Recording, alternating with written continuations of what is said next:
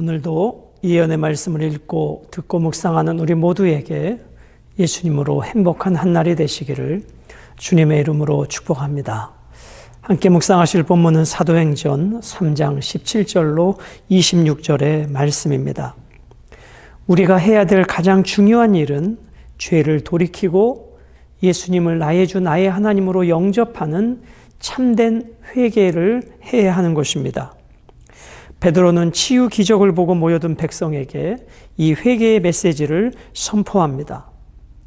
베드로는 예수님을 소개하며 백성들이 죽였던 그 사람이, 그 나사렛 예수가 바로 너희들이 기다리고 기다렸던 그 성경에 예언된 메시아임을 드러내고 있는 것입니다. 예수 그리스도의 고난과 죽음은 우연이 된 것이 아니라 하나님께서 구약에 예언하신 일이고 예수님은 성취하셨습니다. 백성과 지도자들은 무지해서 예수님을 십자가에 죽였지만 그 무지는 하나님의 역사를, 하나님의 계획을 이루는 통로가 되었습니다. 그러나 그렇다 할지라도 그들의 무지와 예수님을 죽인 죄가 결코 적지 않을 것입니다. 그러므로 이스라엘 백성들은 이제 악함을 버리고 회개하고 돌이켜야 합니다. 여러분, 우리가 몰라서 죄를 지을 때도 있지만 이제는 그 예수가 누군지 알았으니 이제는 그 예수님을 나의 주 나의 하나님으로 고백하는 진정한 회개의 역사가 있어야 하는 것입니다. 오늘 17절부터 20절까지는 구원의 은혜에 대하여 말씀해 주고 계십니다.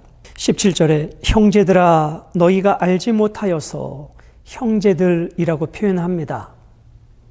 지금 베드로는 어떤 마음일까요?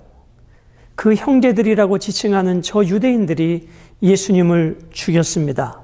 그러나 지금 베드로는 그들을 향해서 형제들, 물론 같은 유대인이기 때문에 형제를 할 수 있지만 오늘 본문의 의미는 영적으로 저들도 예수 그리스도를 알고 예수 그리스도를 믿고 그래서 그리스도 안에서 진정한 형제가 되기를 바라는 마음으로 형제들아 이렇게 부르고 있다고 생각을 해봅니다.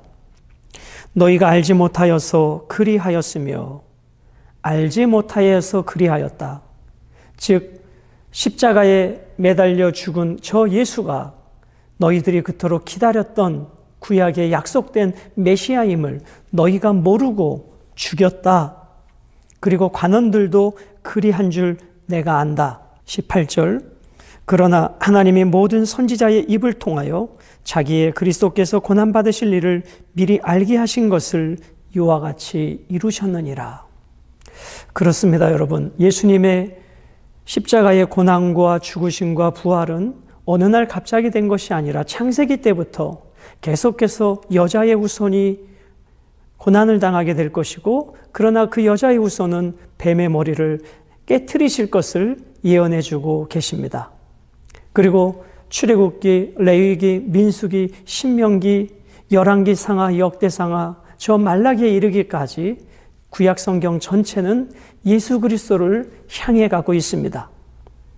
그리고 신약은 그 오신 예수님을 기록해 주고 있는 책이며 그분께서 부활하시고 승천하시면서 위로자로 보내주신 보혜사 성령님께서 어떻게 이 복음의 증거 가운데 함께 하시는 분임을 기록한 책이 신약 성경이 아니겠습니까? 그래서 예수 그리스도께서는 구약의 모든 예언을 성취하신 분이십니다. 19절 그러므로 너희가 회개하고 돌이켜 자 돌이키다. 이 단어는 이방인이나 유대인이 예수 그리스도에 대한 신앙으로 회복되어지는 것, 회심하는 것을 의미합니다. 물론 악에서 떠나는 의미도 있습니다만 그리스도께 인생의 방향을 전환하는 의미가 돌이켜에 담겨져 있습니다. 세상을 향한 방향을 살다가 예수 그리스도를 향하여 방향을 전환하는 것, 그것이 턴입니다. 돌이키는 것입니다. 회개하고 돌이킬 때 너희 죄 없이 함을 받으라. 이같이 하면 새롭게 되는 날이 주 앞으로부터 이룰 것이다. 회개를 하면 어떠한 일이 벌어지는가? 먼저 죄 사함을 받게 됩니다. 여러분, 죄 사함을 받는 길은 다른 길이 없습니다. 오직 회개입니다. 그 회개는 내가 예수 그리스도를 죽인 죄인임을, 주님께서 나를 위해 십자가에 죽어주심을, 용서를 구하고 그 은혜와 사랑을 받아들이고 내 왕된 자리에서 주님의 내 삶의 왕된 자리로 모시는 것, 그것이 참된 회개입니다. 다시 말씀드립니다. 죄사함을 얻는 길은 우리의 노력도 열정도 봉사와 충성도 헌신도가 아니라 그것은 오직 한 길, 회개입니다. 그 회개는 예수님께서 자신 몸을 찢으시고 휘장 가운데 열어놓으신 새롭고 산 길, 하나님 아버지께로 나아가는 유일한 그 예수 그리스도의 그 보혈을 의지하여 나아가는 그 길이 바로 회개인 것입니다. 그러면 죄사함을 받고 두 번째 어떻게 됩니까? 새롭게 되는 날이 되어집니다. 새로운 피조물이 되어집니다. 회개하면 죄를 용서받고 예수 안에서 새로운 피조물이 되게 됩니다. 20절, 또 주께서 너희를 위하여 예정하신 그리스도 곧 예수를 보내시리니. 자, 예정하신 그리스도 곧 예수를 보내시겠다. 재림을 말씀하시죠. 진실로 회개한 자에게는 죄사함의 복과 새롭게 되어지는 복과 재림하신 예수님을 만나는 참된 복을 누리게 될 것입니다. 자, 21절부터 26절까지는 약속된 메시아에 대하여 말씀하십니다. 하나님이 영원 전부터 거룩한 선지자들의 입을 통하여 말씀하신 바 만물을 회복하실 때까지는 하늘이 마땅히 그를 받아두리라. 예수님은 십자가에 죽으시고 부활 승천하셔서 하나님 보좌 우편에서 우리를 위하여 사역하고 계십니다. 자, 3명의 믿음의 선배들이 기록됩니다. 22절은 모세가 말하되 주 하나님이 너희를 위하여 너희 형제 가운데 나 같은 선지자 하나를 세울 것이다. 나 같은 선지자 하나를 세울 것이다. 신명기 18장 18절에 있는 말씀입니다. 그 나 같은 선지자, 모세가 말하는 나 같은 선지자, 바로 그분이 메시아 예수 그리스도를 의미합니다. 너희가 무엇이든지 그의 모든 말을 들을 것이다.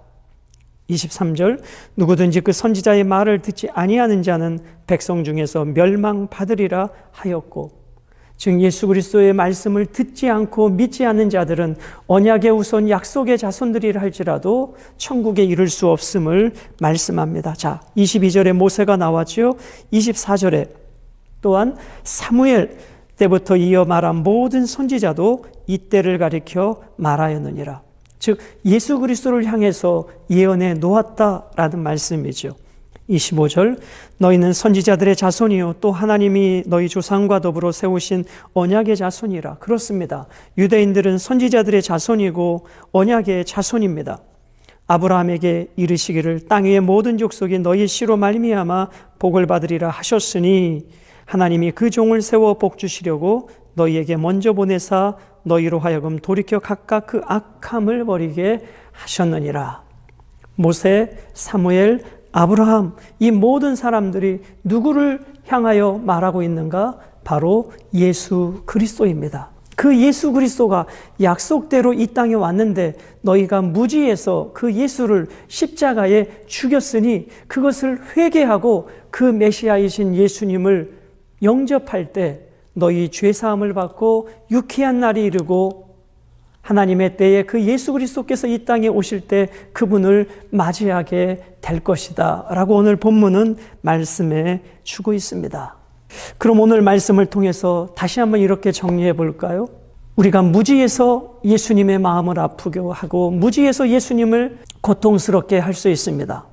그것을 철저히 회개하고 지난날의 그런 삶을 회개하고 오늘 이 시간 이후부터 내 모든 죄를 고백할 때 죄사함을 받고 내 영혼의 자유함, 시원함을 얻게 되며 영원한 천국에 이르는 그 재림의 예수님을 만나게 되는 복된 역사가 있게 될 것입니다.